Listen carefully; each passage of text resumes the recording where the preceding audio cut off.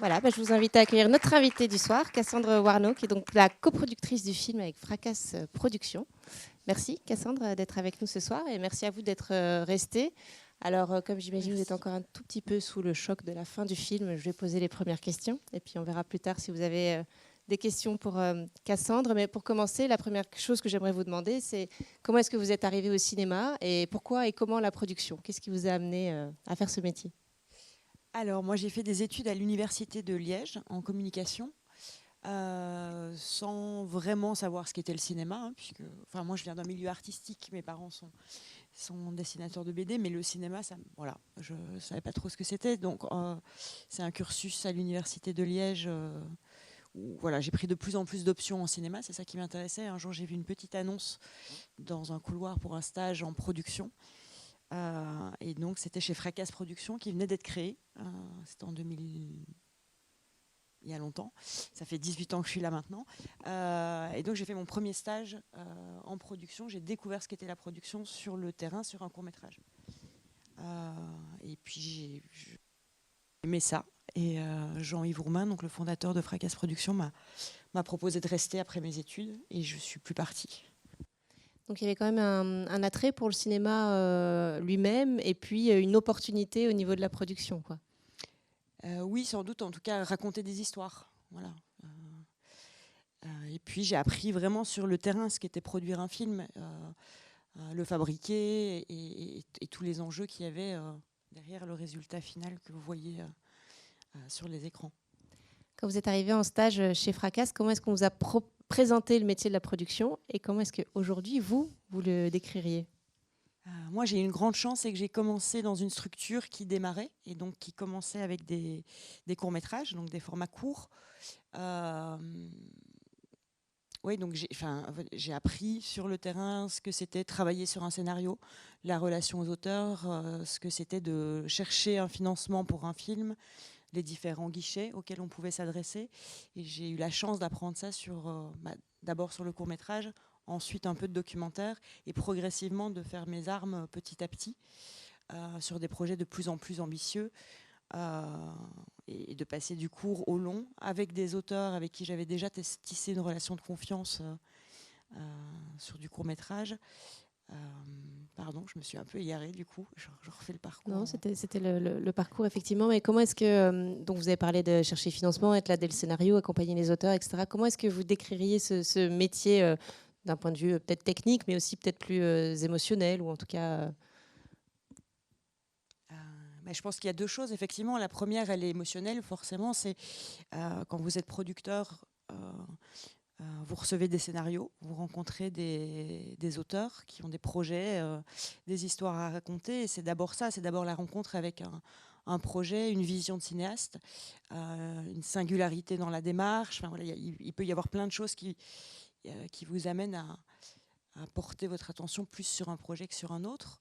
Et ça, c'est vraiment quelque chose qui ne s'explique pas vraiment. C'est vraiment en fonction des sensibilités et de la personne que vous avez en face. Donc ça, c'est une chose. Et puis, il y a un aspect effectivement plus pratique, plus technique, qui est, voilà, cette histoire, elle est là sur le papier.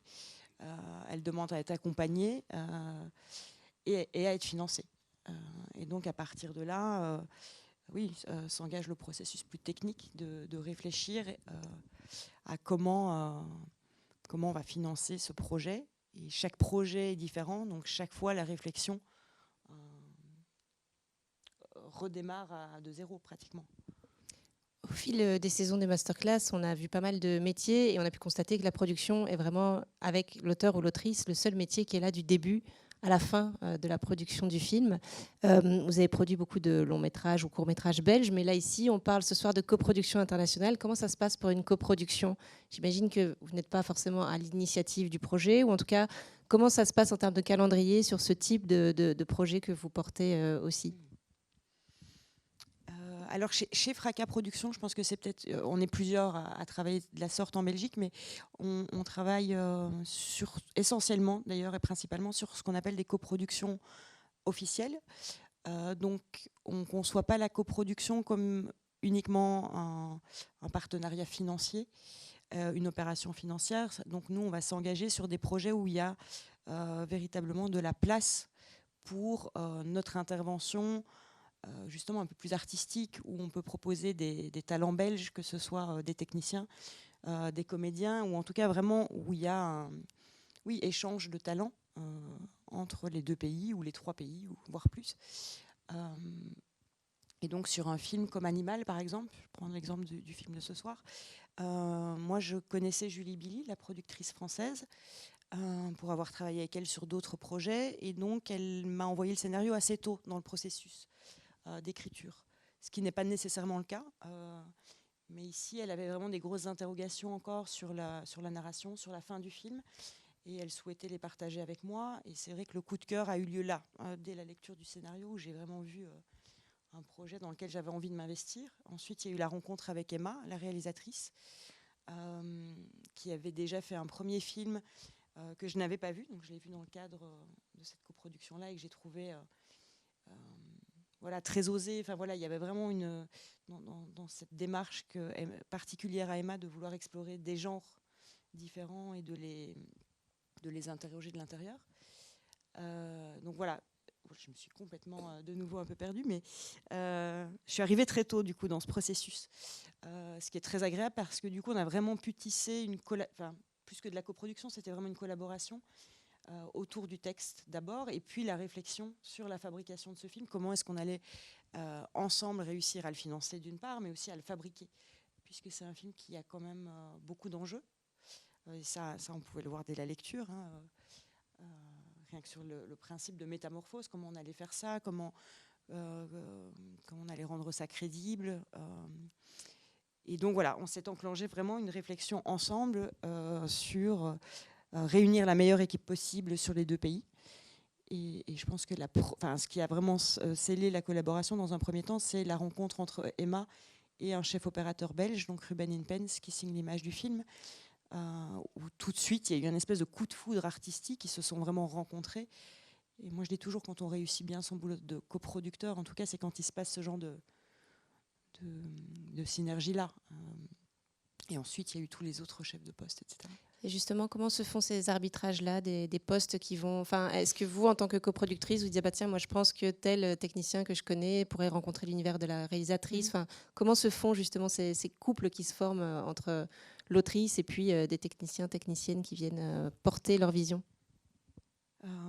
Encore une fois, comme chaque film est différent, c'est à chaque fois une réflexion qu'on doit renouveler en fonction du réalisateur ou de la réalisatrice qu'on a en face. Ici, particulièrement, je savais qu'Emma ne savait pas avec qui elle voulait travailler à l'image, mais par contre, elle savait ce qu'elle voulait. Et donc, oui, ça s'est fait de discussion en discussion, où à un moment donné, moi, ayant déjà travaillé avec Ruben, ça m'est apparu comme une évidence qu'il fallait lui proposer le projet. Il aurait pu le refuser, mais il l'a accepté tout de suite, alors qu'il avait d'autres propositions. Et je pense que c'est vraiment là, il y a eu vraiment une rencontre artistique entre 2 personnes. Et ça, c'est vraiment un peu du feeling qui ne peut se faire que du coup en communication avec l'auteur ou l'autrice. Donc ça, c'était la première rencontre au niveau de l'image. Et comment se passe par rapport au décor? Tout à l'heure, vous disiez que c'était Ève Martin qui a eu plein de prix dans sa carrière, qui s'est chargée ici de ça sur le film. À quel moment est-ce que cette décision-là intervient? Alors ça, c'est une discussion effectivement qui est arrivée dans un second temps, puisque la Camargue, c'est quand même un territoire particulier, très sauvage. Emma elle connaît bien ce territoire, et elle vient de là, donc elle le connaissait bien. Et il y a très peu de techniciens vraiment en région, en Camargue. Et très vite, on s'est rendu compte que faire descendre une équipe de Parisiens en Camargue, ça allait pas nécessairement bien se passer. Et effectivement, quand les Camarguais ont vu les Belges débarquer, ils étaient plutôt très très contents. Et ils les ont très très bien accueillis. Et puis alors spécifiquement, pourquoi j'ai pensé à Ève? Parce qu'on avait travaillé ensemble sur des films voilà, avec des univers très forts, et que je savais qu'elle serait la bonne personne. Et je pense qu'on a bien fait. Voilà. Il y a aussi le département du son. Est-ce que là, vous pouvez nous parler aussi un petit peu de comment ça s'est passé? Est-ce que c'était le son sur le plateau? Est-ce que c'était le son en post-production? Comment tout ça s'est joué? Non, ici, c'était vraiment toute la post-production du son. Le son plateau a été fait par une jeune Française vraiment qui a fait un travail remarquable d'ailleurs avec les animaux. Et puis on s'est installé ici à Bruxelles. Emma a passé 3 mois à Bruxelles à vraiment travailler tout cet aspect sonore avec une équipe belge, avec Gert Janssen et toute son équipe. Ici en Belgique, voilà, il y avait vraiment un gros travail. Comment dire, c'était pas simplement un travail sur un son, on va dire naturaliste, qui reste un travail en soi et qui demande évidemment une technicité, mais ici il y avait vraiment un univers fantastique à créer. C'est quelque chose qu'on ressent, je pense, plus qu'on identifie. Mais par exemple, progressivement, le cœur du taureau, les battements de cœur se dédoublent. Plus la métamorphose avance. Voilà, ça c'est vraiment un travail qui a été fait. Enfin voilà, je sais qu'ils ont passé beaucoup de temps, il y a eu beaucoup de recherches. Les bruitages du film, ça n'a l'air de rien. Donc les bruitages, c'est toute une série de sons qu'on refait après pour... donc forcément dans l'arène que vous voyez, il y a à la prise de son sur le plateau, on entend tous les pas de l'équipe technique qui se mélangent à la prise de son avec le son des pattes du taureau. Il fallait vraiment les renforcer du coup et les isoler. Donc ça a été un travail assez dingue de les voir bruiter les taureaux. Donc en fait, cette coproduction, ça veut dire que le film s'est tourné en Camargue, mais il y a quand même toute une partie qui se fabrique ici aussi Oui, en Belgique. Il y a à la fois des Belges qui partent à l'étranger et des Français qui viennent s'installer ici. Est-ce que vous pouvez revenir pour nous, peut-être, donc là on a parlé des choix des techniciens, etc., mais comment est-ce que votre contribution et votre collaboration sur le projet se fait? Donc il y a la lecture du scénario et à partir de là, comment est-ce que concrètement ça se fait? Il y a aussi, j'imagine, des financements à aller chercher ou des partenaires de diffusion peut-être. Voilà, comment est-ce que votre travail de coproductrice s'articule? Donc sur ce film, donc forcément quand on est en coproduction officielle, il faut remplir un certain nombre d'obligations forcément pour pouvoir solliciter notamment la Fédération Wallonie-Bruxelles qui a dédié une aide spécifiquement aux films étrangers, aux films minoritaires.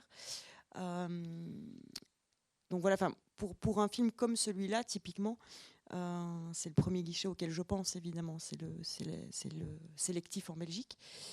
Mais je sais aussi qu'il y a beaucoup de projets qui sont déposés à cette commission, forcément. Et donc je pense que justement, travailler à fond avec le réalisateur, avec le coproducteur pour trouver vraiment une synergie, des échanges de talents et que la coproduction justement ne soit pas que financière ou aller dépenser vraiment un tout petit peu en Belgique, le minima du minima, c'est vraiment très important. Alors dans ce film-ci, par exemple, moi c'est quelque chose auquel je tiens beaucoup, c'est aussi mettre en avant les comédiens belges. Donc c'est quelque chose que je pousse assez. En tout cas, j'incite vraiment les directeurs de casting français et les réalisateurs à réfléchir à des comédiens belges. Bon, ici, c'était pas possible pour des raisons d'accent déjà, hein, puisqu'elle a tourné essentiellement avec des gens, des locaux, à part pour le personnage d'Oulaya. Mais donc voilà, en gros, c'est les obligations de financement, la manière dont on construit artistiquement le projet, forcément, nous aide à aller chercher des financements, surtout en sélectif, de faire la différence entre un projet qui se contente de dépenser le minimum en Belgique. Donc ça a été vraiment, sur ce projet-là, le premier guichet que j'ai été chercher. Et à ça, on a ajouté effectivement des partenaires télé, en l'occurrence ici la RTBF et BTV. Et puis le tax shelter, évidemment, qui est ce système automatique, avec beaucoup de règles très compliquées, mais qui vous permet d'aller chercher du financement sur les dépenses que vous faites en Belgique. Donc on voit que vous êtes là sur ce projet, en tout cas vous étiez là à l'écriture, au financement, à la constitution de l'équipe, la post-production. Est-ce qu'il y a aussi un accompagnement en diffusion, par exemple pour des festivals, des projections particulières ou même un distributeur, une société de distribution? Enfin, quelle est votre part dans la diffusion du film après? Oui, alors en Belgique, je pense que, peut-être que je me trompe, mais je ne pense pas que la fédération nous oblige à sortir les films en salle quand ils sont terminés. Je pense qu'ils ne le font pas.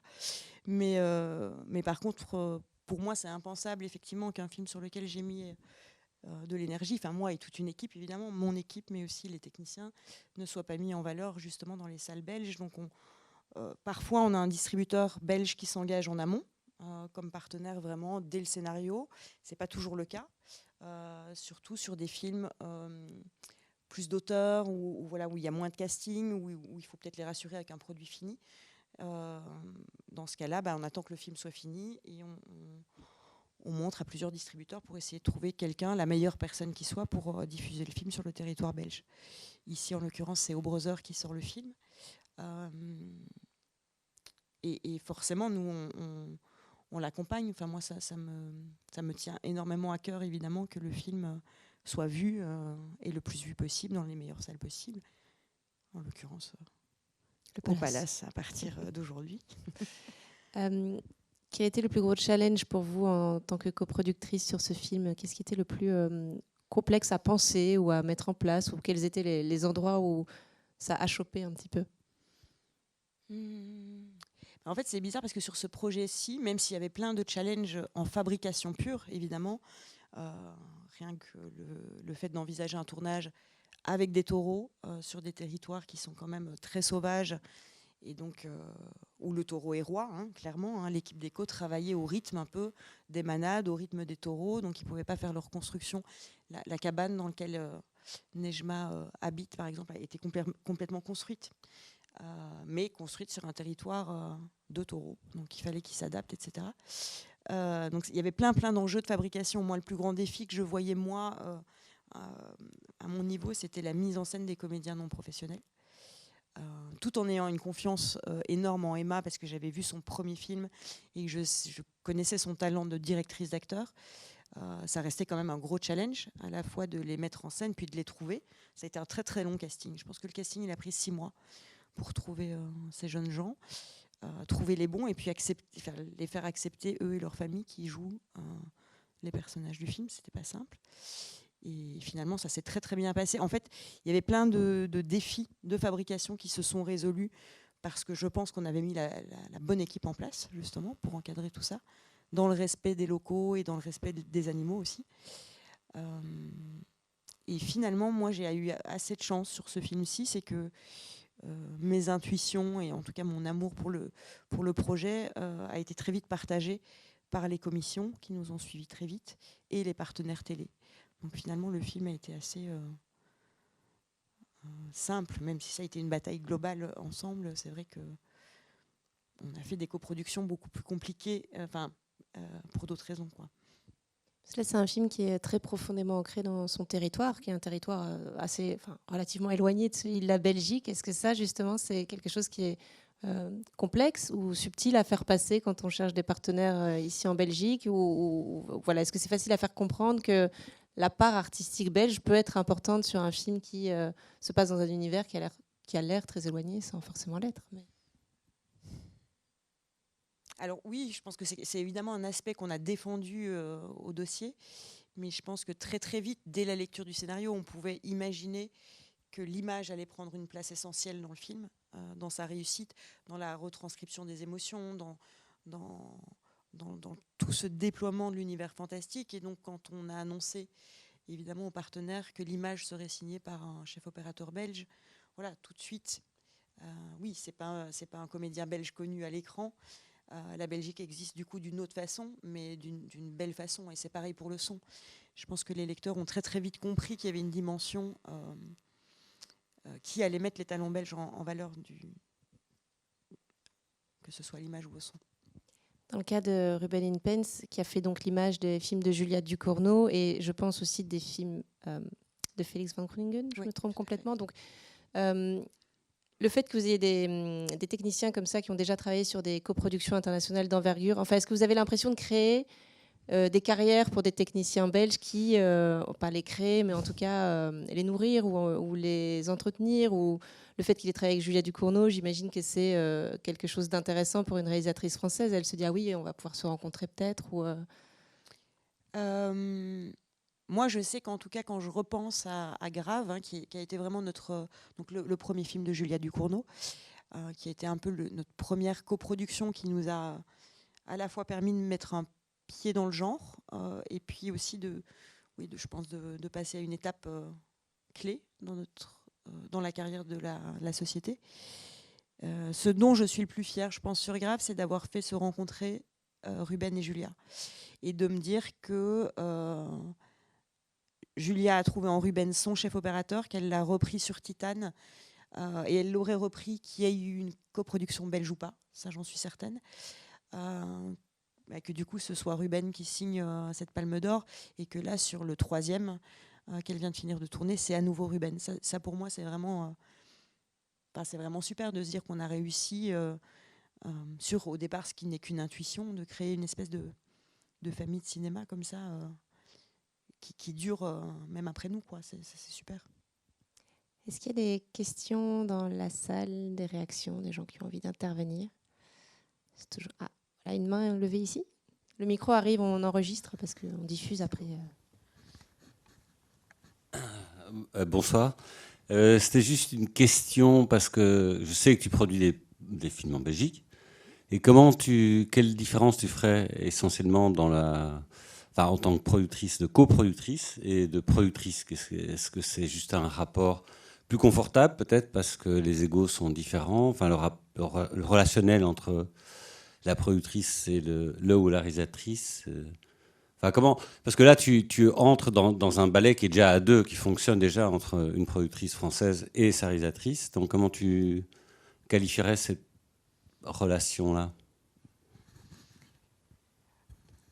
C'est une bonne question. Oui, c'est différent, effectivement. Comme tu le dis, on arrive un petit peu après une relation qui est déjà très forte entre un producteur et un réalisateur. Ça dépend. En fait, ça dépend vraiment d'un film à l'autre. Il y a des films... et ça dépend aussi de la place que le partenaire étranger te laisse au moment où toi tu arrives. Ici, j'ai vraiment l'impression qu'on a fait ce film tout ensemble, même si moi, effectivement, en coproduction, c'est pas moi qui prends la plus grande partie des risques, par exemple. Donc forcément, j'ai une position un peu plus confortable, un peu plus distante, qui permet aussi parfois, j'imagine, d'apaiser des tensions. Donc c'est très différent d'une relation avec un auteur belge qu'on suit évidemment depuis la première idée, le premier jet, et ça parfois sur 6-7 ans. La relation, elle est forcément un tout petit peu plus... Quoique, mais enfin, en tout cas, quand j'essaye sur les projets que maintenant je choisis avec les réalisateurs et coproducteurs très bienveillants que je choisis, c'est un peu moins stressant peut-être. Quand même. C'est un peu plus sage aussi peut-être, parce qu'on a peut-être une distance différente. Oui, on a plus de distance forcément. Et je pense que c'est aussi pour ça que... Donc moi, j'ai été très présente sur ce projet à l'écriture. Je ne l'ai pas du tout été sur le tournage, par exemple. Parce que je pense que j'avais rien à apporter en termes de fabrication en Camargue, que je connaissais pas. Et par contre, je suis réintervenue pendant le montage, mais du coup très fraîche aussi, et j'avais vu aucun rush. Voilà. Et ça, je sais que Julie, donc la productrice déléguée principale française, voilà, je sais que c'était précieux pour elle d'avoir un regard du coup complètement neuf. Elle qui avait été presque tout le temps sur le plateau, qui connaissait toutes les images. Et donc il n'avait pas un regard moins distancié en tout cas que le mien sur le montage.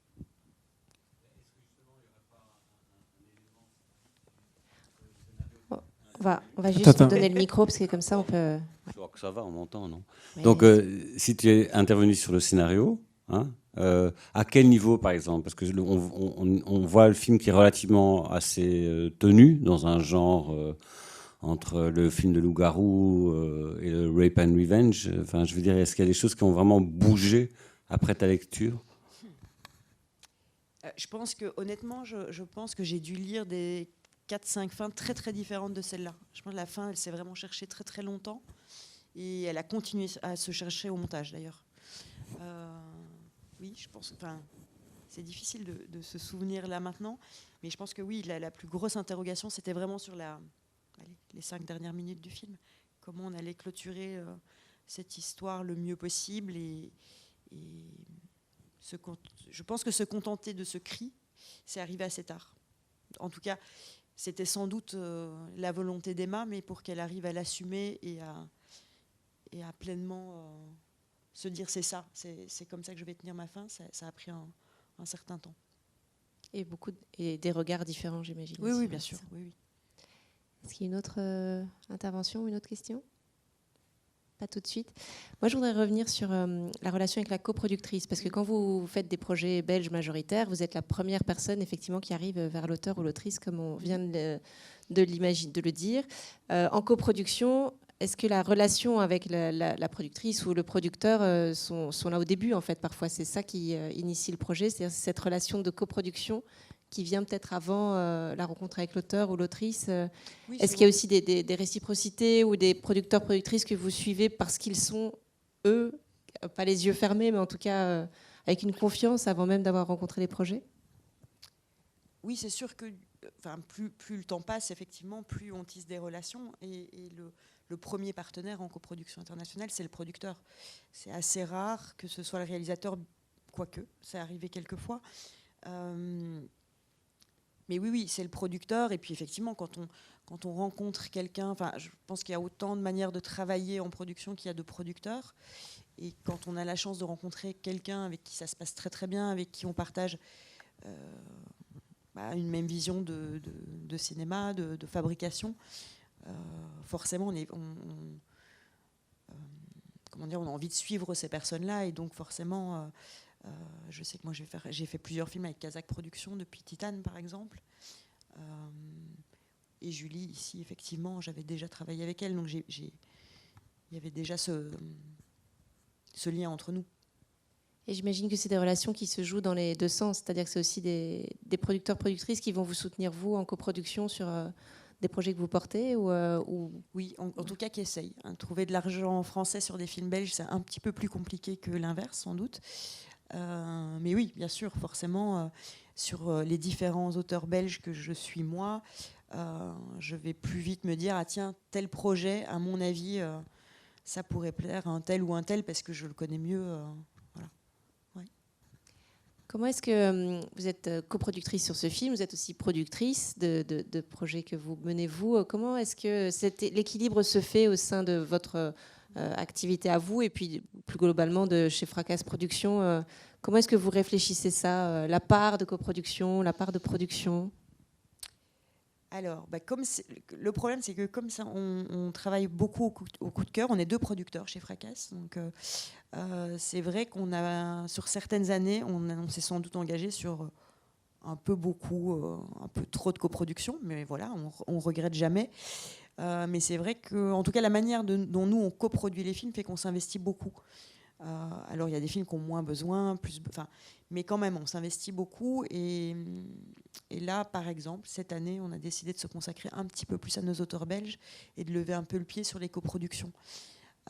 En tout cas, sur cette typologie de coproduction. À côté de ça, on a quand même pris le parti de faire des films un peu plus grand public, un peu plus populaires.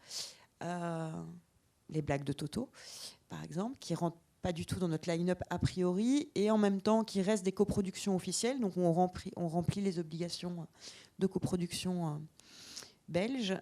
Et voilà, par exemple, de faire ce choix-là, ça nous permet aussi de dégager une plus grosse marge financière, parce que c'est des films avec des budgets plus conséquents, et de pouvoir du coup à la fois renvoyer l'ascenseur à toute une série de techniciens qui ont peut-être fait des efforts conséquents sur des films un peu plus compliqués à monter financièrement, et puis du coup à financer simplement un peu mieux la société pour pouvoir passer 6 mois, 1 an à se consacrer au développement et à l'écriture de projets belges, puisqu'on sait que c'est vraiment des étapes qui sont très très peu financées. Vous parliez du catalogue et du fait que Animal s'inscrivait peut-être dans des films de genre que vous aviez commencé à faire avec Julia Ducournau. Comment est-ce que cette première incursion dans le cinéma de genre, est-ce que ça a eu un impact sur les films que vous avez suivis derrière en production majoritaire? Enfin voilà, comment est-ce que les coproductions sur lesquelles vous allez, parce que vous avez un coup de cœur peut-être pour un auteur ou une autrice, vont avoir après un impact sur la façon dont vous choisissez les projets que vous développez? Vous voulez dire comment grave ça... Oui, ou comment est-ce que ces coproductions vous font produire autrement? Est-ce que coproduire peut vous amener à produire autrement ou ailleurs? C'est sûr, si je prends l'exemple de Grave qui a vraiment marqué, je pense, un tournant, en tout cas pour nous, producteurs chez Fracasse. Moi, je sais que quand j'ai commencé chez Fracasse Productions il y a du coup 18 ans, Jean-Yves Roubin, qui est le fondateur de la société, m'a donné une pile d'une dizaine de DVD. Et dans les 3 premiers, il y avait Massacre à la tronçonneuse, Carrie, et puis je ne sais plus parce que c'était vraiment pas du tout mon genre de film. Il m'a dit en gros, si tu veux travailler avec moi, il faut que tu les aies tous vus. parce que dès le début, il avait cette volonté vraiment de se dire on peut faire du cinéma de genre en Belgique. Et c'était vraiment pas gagné quand on a commencé. Et puis un jour, voilà, ce projet arrive de Julia. Coup de cœur pour le projet. Il se fait qu'elle trouve le décor qu'elle ne trouvait pas en France, en Belgique. On fait ce film et le film, boum, a la carrière qu'on lui connaît. Et c'est sûr que du jour au lendemain, on a vu à quel point, d'une part, ça avait changé la notoriété de la société, déjà, quand même. Et puis, surtout, ça a ouvert plein de choses, et pas qu'à notre niveau. Enfin, d'un coup, le cinéma de genre était devenu quelque chose qu'on pouvait envisager comme quelque chose qu'on pouvait financer en Belgique et en France. Et à partir de là, c'est sûr qu'on nous a proposé... C'est grave qui a fait qu'on nous a proposé à nous et pas à un autre producteur, Atlantique de Matty Diop, Vivarium de Lorcan Finnegan avec Jesse Eisenberg, des films dont, voilà, par exemple ce film-là dont on a ramené une partie du tournage à Liège. C'est grave qui a permis ça, clairement. On a parlé de beaucoup de coproductions internationales. Vous faites aussi des coproductions nationales avec la Flandre. Je parlais de Lucas Dont au tout début. Est-ce que vous pouvez nous parler un petit peu aussi de cette partie-là de votre travail de coproductrice, c'est-à-dire dans le même pays, mais quand même avec des partenaires différents? Oui, puisque la particularité de la Belgique, c'est que donc il n'y a pas comme en France un CNC, enfin un centre du cinéma national. Il y en a deux. Donc il y a la partie francophone et la partie néerlandophone. Et donc on se retrouve à coproduire entre nous. Donc producteurs flamands et producteurs francophones. Et donc oui, on a coproduit du coup ce film de Lucas. C'était une belle aventure. Alors on amène un tout petit peu. Là, on amène vraiment une toute petite partie du financement, puisqu'on n'est qu'une petite partie du financement belge, auquel se greffent encore du coup des partenaires français, hollandais ou que sais-je. Donc notre implication, elle est un peu moindre. Ça dépend encore une fois du projet. Je sais que sur le film de Lucas, à sa demande, on a été assez présent en montage. Sur le scénario, voilà, on a fait quelques retours, mais on est arrivé beaucoup plus tard dans le processus. Et ça a été surtout des retours sur le montage. Surtout que le film est bien français, enfin bien francophone, pardon. Et donc c'était important pour lui d'avoir des retours de ses coproducteurs francophones. Est-ce que le montage, justement, c'est quelque chose qui revient souvent quand vous coproduisez? J'imagine que vous êtes moins sur les plateaux et que donc, comme vous le disiez, vous avez une vision plus fraîche de la matière ou Ça dépend vraiment d'un projet à l'autre. On a fait aussi des coproductions internationales où tout le tournage se tourne en Belgique. Cette configuration-là, elle est possible, et donc où le producteur étranger nous confie la fabrication vraiment.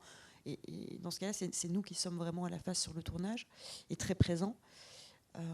Mais souvent, effectivement, en règle générale, disons que si c'est un film qui se tourne à l'étranger, que ce soit en France ou ailleurs, c'est plutôt en post-production et en montage qu'on réintervient ensuite. Et quand vous assurez le tournage en Belgique, comme les films de Julia Ducournau par exemple, qu'est-ce que ça implique en plus justement? Comment est-ce que ça élargit votre rôle de productrice? Coproductrice, mais sur le terrain productrice.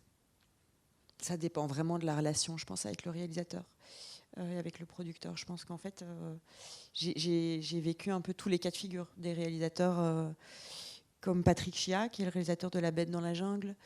Je sais que j'étais là tout le temps, j'ai été très très très présente en fabrication, aussi à la demande de sa productrice qui pour des raisons personnelles ne pouvait pas être là.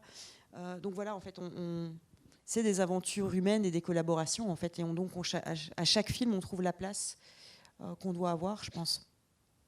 Il n'y a pas de règle. Après, c'est vrai qu'on aime beaucoup s'investir dans les projets, donc forcément si on nous donne la place, on la prend. Est-ce qu'il y a d'autres questions ou interventions? Moi, j'ai peut-être une question. On a parlé beaucoup d'artistique, là, mais il y a quand même, dans la coproduction, c'est quand même aussi lié, l'intervention qu'on peut avoir en tant que coproducteur est quand même aussi liée au système d'aide qui existe. Et par exemple, en Wallonie, les aides qui existent, c'est quand même avant tout axé sur la post-production, par exemple. Donc, on ne demande pas, par exemple, des tournages, que les tournages soient faits en région wallonne, comme c'est le cas dans d'autres régions françaises, par exemple. Donc, est-ce qu'il y a un savoir-faire qui existe en Belgique, ou en tout cas qu'on peut faire valoir quand on arrive comme coproducteur? Pour être plus précis, Là, le son a été fait en Belgique. On fait beaucoup sur des films français en coproduction. Le son est quand même quelque chose qui se fait quand même beaucoup en Belgique. Est-ce que c'est quelque chose que vous amenez dans votre expertise ? Oui, évidemment. Après, je pense que le son se fait beaucoup parce que c'est quelque chose qui est facile en coproduction à délocaliser. Plus qu'autre chose, en fait. Il y a des postes qui sont forcément plus faciles à à délocaliser, pardon. Je réfléchissais à plein de choses en même temps. Effectivement, nous, on n'a pas d'obligation de tournage en Belgique.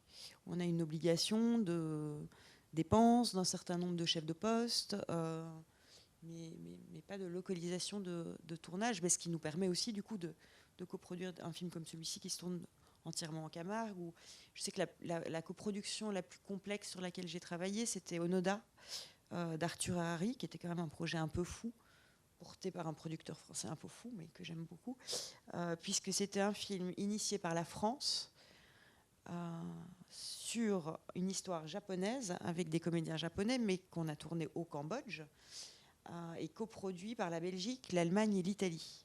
Et tout ça avec que des coproductions officielles.